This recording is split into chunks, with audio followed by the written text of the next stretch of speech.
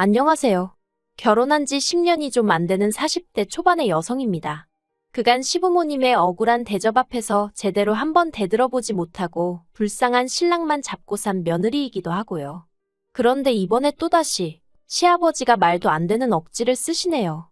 착하고 순에 빠진 막내 아들이 결국엔 또 내내하고 숙이고 들어올 거라 생각하시니 그러시는 거겠지요. 며느리는 그런 아들에게 아무 말도 하질 않으니 아들보다 못하게 생각하셨을 테고요. 그런데 쥐도 궁지에 물리면 고양이를 문다는 말처럼 저도 더는 가만히 당하고만 있을 수는 없겠는 거예요. 그래서 에라 모르겠단 심정으로 내질러 버렸는데 스스로 잘했다 싶어서 제 이야기 한번 해보려고 합니다. 남편하고는 고등학교 끝나고 아르바이트를 하면서 알고 지내게 된 사이예요. 그렇게 9년을 알고 지내다가 뒤늦게 연인 사이가 되어서 4년을 더 만났습니다. 오랫동안 지켜봤던 탓에 서로를 알아가는 시간은 그다지 필요치 않았지만 연애 당시 남편이 계약직으로 일을 하고 있었거든요. 참고로 남편은 고졸에 대기업 생산직으로 입사한 상황이었어요. 그리고 남편은 전문직 직업을 가진 저에게 자기가 걸맞는 사람인지 모르겠다 하면서 자기도 정규직이 되든 이직을 하든 아무튼 자기 상황이 좀 더 안정적일 때 식을 올리고 싶다고 하더라고요. 그렇다 보니 저와 남편 서로 확신이 있었음에도 불구하고 연애 기간이 좀 길어졌네요. 저희 친정에서는 홍기찬 딸이 허송세월을 보내는 건 아닌지 걱정이 많으셨지만요. 그래도 정말 운 좋게 남편이 정규직으로 전환이 되면서 저희도 마침내 부부라는 결실을 맺게 되었지요. 남편은 세 남매 중 막내로 위로 신우랑 아주버님이 있어요. 그런데 남편은 신우하고는 사이가 그럭저럭 괜찮은 반면 아주버님하고는 영 좋지가 못합니다. 그리고 그 이유가 저희 시부모님은 뭐니뭐니 해도 장남이 최고라고 생각하시는 분들이셨기에 아주버님을 위해서라면 신우랑 저희 남편은 어떻게 되든 말든 크게 관심도 없으시거든요. 일례로 신우랑 언젠가 같이 술 한잔하게 돼서 들은 이야기인데 신우가 결혼한다고 했을 때 시부모님이 그렇게 반대를 하시더래요. 그리고 그 이유가 알고 보니 그 무렵 아주버님이 대학원에 가겠다고 난리도 아니었는데 그때가 저희 시부모님은 하시던 사업을 몇 번이나 망하시고 마지막으로 동네에서 작은 식당을 하고 계시던 때였던 거지요. 게다가 그나마 장사도 되질 않아서 그 잘난 장남아들 대학원비를 내주실 여력이 안 되셨고요. 그러니까 그 불똥이 신우한테 튀어서는 아무리 그래도 혈육이 먼저 아니겠냐며 장남이 잘 돼야 집안이 잘 돌아간다며 결혼자금은 아주버님 학비로 먼저 쓰라고 하셨답니다. 그래서 신우가 싫다고 하니까 급기야는 신우더러 남자애 환장했냐고 그러시더래요. 그러면서 머리카락을 다 잘라놓겠다고. 그리고 그 말에 열받은 신우가 에라 모르겠단 심정으로 시매부와 혼인신고부터 해버리고는 식장에 올 테면 오시고 말 테면 마시라며 결혼을 밀어붙였다는 거예요. 그리고 이후로 신우는 지금까지 시부모님에게 감정이 좋지 못해서 생일이나 명절처럼 특별한 일이 있지 않고는 굳이 시댁에 발걸음을 하지 않아요. 이런 속사정을 알기 전에는 어쩌면 딸이 돼서는 저렇게 매정할까 싶었는데 알고 보니 다 그럴 만한 이유가 있었던 거지요. 그럼 저희 아주버님은 어떤 사람이냐면요. 솔직히 제가 결혼 전부터 시작해서 남편이나 신우에게 아주버님 때문에 받은 차별이라던가 여러 이야기를 듣긴 했지만 저에게 직접적으로 준 피해는 없었거든요. 일부러 저를 골탕 먹이고 그런 것도 없었고요. 그래서 원래는 딱히 나쁜 감정 같은 건 없었어요. 그런데 며느리가 돼서 옆에서 지켜보니까 시부모님이 자식 셋을 대할 때 달라도 너무 다르게 대하시는 거예요. 결혼자금 이런 건 말해 뭐 하겠어요. 신우 자기가 모은 돈 갖고 시집 갔고 저희 남편도 시부모님 도움 하나도 안 받고 저랑 결혼했는데 아주버님은 1억 받아 장가 가셨단 소리 듣곤 솔직히 황당했던 게 사실입니다. 하지만 이거야 시부모님이 당신 재산 그렇게 쓰시겠다는데 자식은 물론이고 며느리인 제가 뭐라고 하겠어요. 그냥 속으로 서운하다 생각할 뿐이었죠.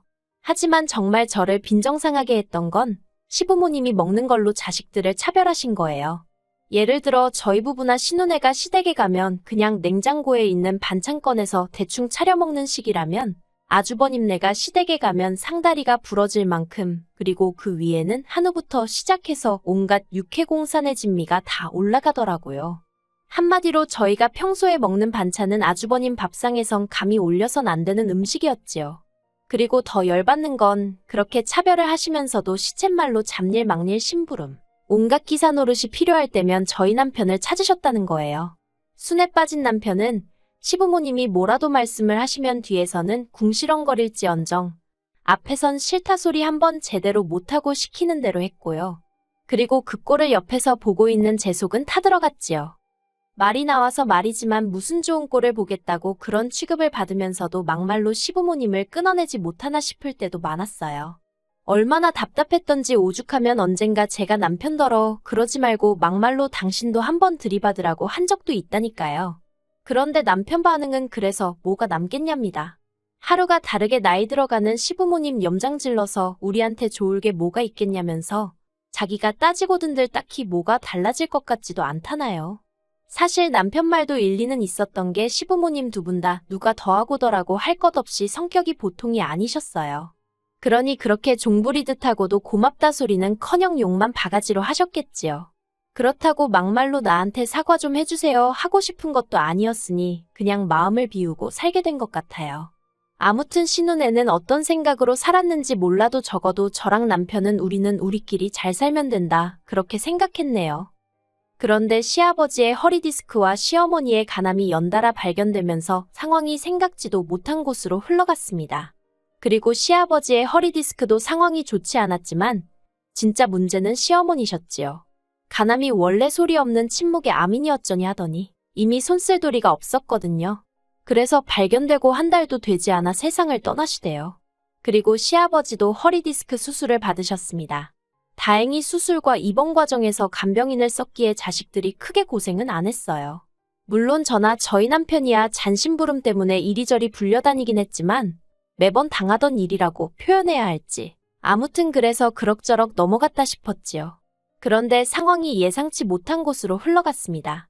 이제 시어머니도 돌아가시고 안 계신 마당에 시아버지께서 수술까지 하시고 나니 아무래도 거동도 불편하시고 여러 가지로 버거우셨던 모양이에요. 급기야 합가 이야기를 꺼내셨거든요. 그런데 어이없게도 그 대상은 바로 저희 가족이었습니다. 저희랑 합가를 하고 싶으시다는 거예요. 당연히 싫었고 안 된다고 했어요. 그리고 고맙게도 신우까지 나서서는 시아버지더러 말도 안 되는 소리 하지 마시라고 그 잘난 장남도 따모하냐면서 장남이랑 사시라고 아주 난리를 쳐주었습니다. 게다가 거기서 그치지 않고 아주버님한테도 전화해서 그만큼 지원받아서 그 정도 해놓고 살면 자식돌이는 하라고 네가 사람이 맞긴 하냐 하면서 악을 썼더라고요. 그런데 그래도 전 평소에 아주버님이 경우는 있는 분이라고 생각했는데 시아버지 일로 만나자 해서 나갔더니 무슨 말 같지도 않은 소리를 꺼내왔습니다. 한다는 말이 자기가 계산을 해봤는데 이제껏 시부모님이 자기한테 해주신 지원이 돈으로 환산하면 4억쯤 되는 것 같다면서 자기가 그 돈 토해낸다고. 저희 남편이랑 신우한테 1억 3천씩 줄 테니까 그거 받고 시아버지 똑같이 나눠서 봉양을 했으면 좋겠다는 거예요.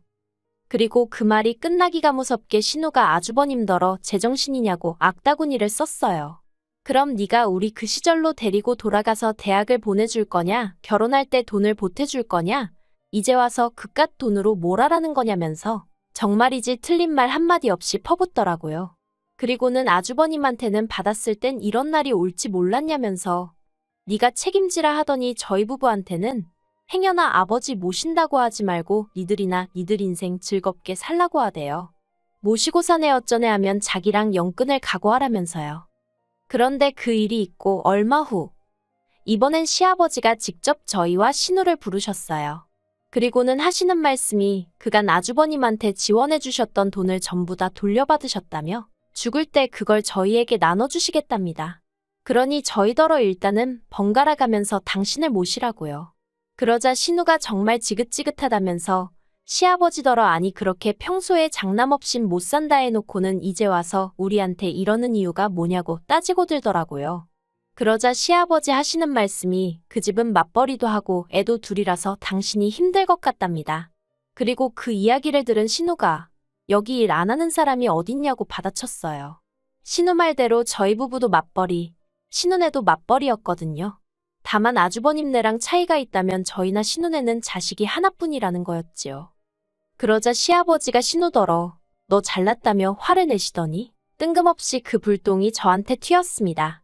시아버지께선 갑자기 저더러 너는 시집와서 한 게 뭐가 있냐며 아들을 낳은 것도 아니고 도대체 정신머리를 어디다 두고 살았길래 시어머니가 그렇게 될 때까지 몰랐냐는 거예요.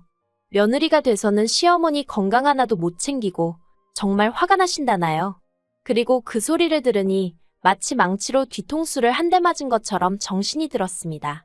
며느리가 저만 있는 것도 아니고 엄밀히 말하면 맏며느리인 형님한테 먼저 책임을 물으셔야 하는 거 아닌가 싶고 그래서 왜 저한테만 이러시냐니까 그냥 저 하는 꼬라지를 보면 답답하고 속이 터진답니다. 밑도 끝도 없이 또 욕을 먹고 있으니 정말 부하가 치밀고 솔직히 원래도 시아버지한테 제가 정이 있고 그런 것은 아니었지만 어른이나마나 정말 꼴도 보기 싫어지대요. 그래서 제가 시아버지더러 그런 소리까지 하실 만큼 제가 싫으시면서 왜 저희랑 살지 못해 안달이시냐고 제가 싫다고 했습니다. 남편이 알겠다고 해도 제가 같이 안 살 거라고 아버님이랑 살 바엔 이 사람하고 이혼하겠다고요. 그러자 시아버지가 깜짝 놀라셨는지 무슨 말을 그렇게 하냐입니다. 시아버지가 며느리한테 그런 말도 못하냐면서 저더러 별것도 아닌 걸로 일을 키운다나요. 하지만 시아버지를 제가 1, 2년 뵌 것도 아니고 당황하신 기색이 역력했어요. 그리고 그건 오랜 세월 동안 시아버지가 싫은 소리 서운한 소리 하시면 말대꾸는커녕 닭똥 같은 눈물을 흘리던 저였으니까 한마디로 제가 약 먹었나 싶으셨던 모양입니다. 솔직히 왜 그렇게 당하고 살았냐고 누가 묻는다면 앞에서도 이야기했지만 일단 남편이 입 딱 다물고 정말 자기가 무슨 죄라도 지은 것 마냥 시부모님의 온갖 불평불만을 들어드리며 욕바지를 하고 있으니 제가 나설 의지도 타이밍도 찾기가 어려웠어요.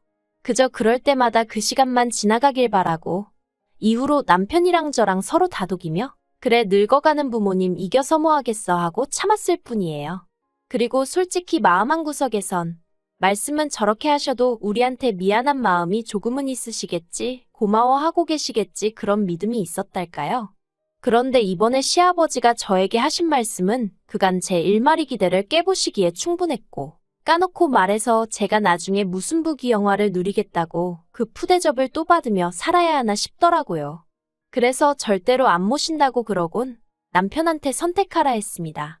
시아버지 밑에서 머슴마냥 평생 빗자루로 얻어맞으며 살 건지 저랑 같이 살 건지 말이에요.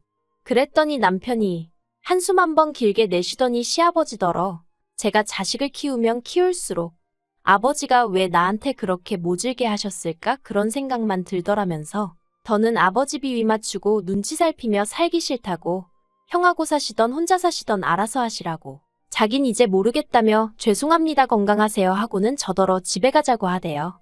그러자 신우도 시아버지더러 결국 이렇게 될 줄 알았다면서 그래도 걱정 없지 장남이 알아서 해결해 줄 거 아냐 라곤 비꼬더라고요.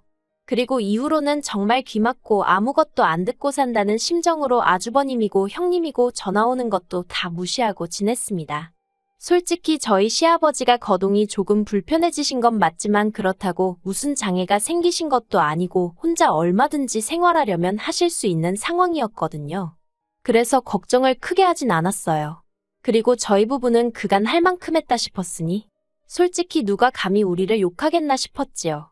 그리고 저도 돈 벌고 애 키우는 것만으로도 벅차디 벅찼는데 신경질적이고 매번 막말이나 토해내시는 시아버지까지 모시고 살라는 건 솔직히 남편이 사람이면 저한테 바라면 안 되는 일이잖아요.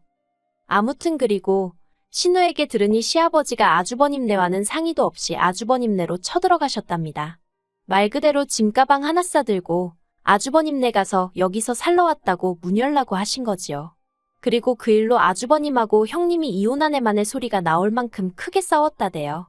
심지어 형님이 신우한테 전화해서 정말 너무한 거 아니냐고 자식이 셋인데 왜 자기가 독박을 써야 하냐며 악다구니를 쓰길래 네 남편한테 그러라고 왜 나한테 이러냐고 똑같이 욕을 해줬다고요. 참고로 시아버지는 당신 살던 전셋집 계약 연장도 안 하셔서 이제 아주버님네서 쫓겨나기라도 하시면 당장에 갈 데가 없으시다는데 만약 그런 일이 생긴다면 보나마나 시아버지는 저희 집으로 오시겠지요? 그런데 저희는 이제 이사까지 정말 며칠 남지 않은 상황이거든요. 그리고 저희가 어디로 이사를 가는지는 아무도 몰라요.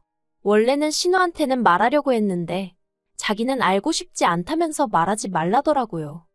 그리고 제가 이렇게 말하는 게 어떻게 보면 가식적으로 보이겠지만 최근 몇 달 동안 시아버지가 저희 남편을 포함해 자식을 셋이나 두고도 저런 대접을 받는 걸 보니까 한편으로는 서글픈 인생이다 싶대요. 그러니까 왜 자식 하나만 끌어안고 그렇게 어화둥둥 키우셨냔 말이에요. 그럴 것 같았으면 처음부터 하나만 낳으시던가. 솔직히 저희 남편도 운이 좋아 정규직이 되었고 지금은 그럭저럭 남에게 손 안 벌리고 사는 처지가 되었지만 이게 다 자기가 아둥바둥 노력하고 살아서 된 거지. 시부모님 덕을 봤다는 생각은 안 하는 눈치예요. 옆에서 제가 보기에도 그렇고요. 하지만 아주버님은 아무래도 학벌도 좋고 하니까. 물론 자기가 노력도 하기야 했겠지만 그래도 저희 남편보단 어떻게 보면 사는 데 있어서 난이도가 쉽지 않았을까요? 그리고 저희 남편도 처음부터 아주버님만큼 대학물 먹고 했으면 지금보다 더 잘 됐을 수도 있잖아요.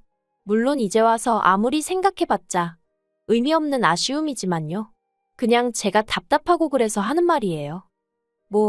아무튼 아주버님이 아무리 그래도 자기 아버지인데 설마 시아버지를 어디다 버리기야 하겠어요? 알아서 잘해드리겠지요. 신우 말대로 더는 정말 신경 쓰지 않으렵니다. 그 집이 이혼을 하던지 어쩌던지 그것도 다 자기 팔자 아니겠어요? 저는 그냥 저희 세 식구 알콩달콩 건강히 잘 살 생각만 하려고요.